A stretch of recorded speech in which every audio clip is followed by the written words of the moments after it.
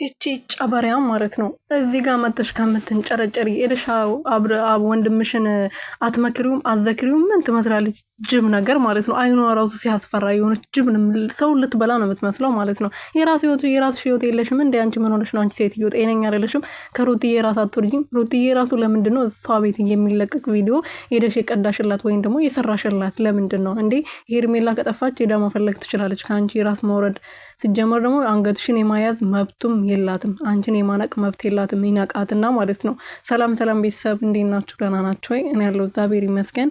በያላችሁበት ሰላማችሁ በዘት ተረፍረፍ ይበልልኝ። እኔ ውድና ወርቅ እንቁ የሆናችሁ ቤተሰቦች ለዚህ ቤት አዲስ የሆናችሁ ሰብስክራይብ፣ ሼር፣ ላይክ እያረጋችሁ ቤተሰብ እንድትሆኑ በትህትና እየጠየኩኝ እቺ ቡዜ የምትባለው ሴትዮዋ ደግሞ ከሩትዬ አናት ወርዳ ነበር። ትንሽ ከሷ ጋር ቪዲዮ ከሰራች ሳምንት ምናምን ቆይቷት ነበረ።